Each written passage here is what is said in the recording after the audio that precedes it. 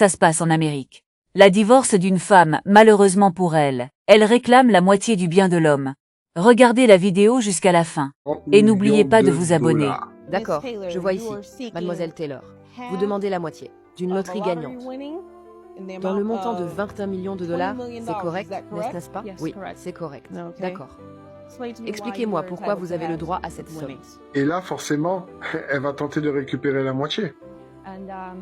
J'ai soutenu cet homme pendant 7 ans, le suivant partout où il va pour qu'il puisse poursuivre ses rêves. J'ai renoncé à ma carrière et à ma vie. Donc elle explique qu'elle a sacrifié 7 ans de sa vie pour cet homme, qu'elle aurait abandonné sa carrière pour le soutenir, et donc, selon elle, ces 20 millions lui reviennent.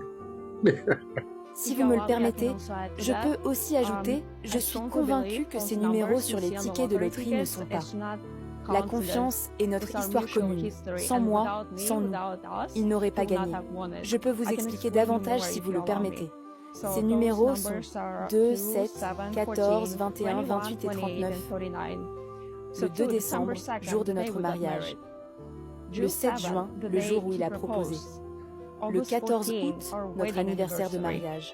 Le 21 mai, l'anniversaire de notre chien. Le 28 février, notre première date romantique. Et le 39, croyez-le ou non, 39 villes, il changerait de course pour devenir acteur. Elle affirme que les numéros gagnants correspondent à ces dates importantes de leur couple. Sauf que le mari lui dit qu'il n'a même pas choisi les numéros et c'est l'ordinateur qui les a choisis. Ah ouais. Il a le reçu. Le divorce a été finalisé à 9 h et le ticket a été acheté à 12h30. Donc juridiquement, pour lui, l'affaire est assez claire. Comment pouvez-vous vous sentir blessé et contrarié parce que votre ex-mari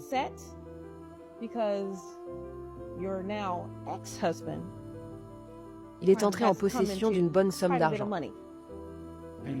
Malheureusement, avec ça, tout lui appartient car, comme vous l'avez dit, vous. Votre divorce est finalisé, mais il n'est pas clair. C'est à 9 h. 7 ans à la poubelle. Tu aurais dû persévérer jusqu'à 12 h. J'aurais pu l'après-midi. Donc, ce n'est pas ce qu'il a dit. Il m'a promis des choses fausses. Et là, la phrase de la juge qui fait mal. Le divorce a été prononcé à 9 h. Vous aurez dû tenir le coup jusqu'à 12h30. Alors là, la juge, masterclass. Je comprends et je suis désolée que vous ayez perdu les meilleures années de votre vie, comme vous le dites, mais la loi est la loi. Et combien, peu importe ma sympathie pour vous, je ne peux pas trancher autrement.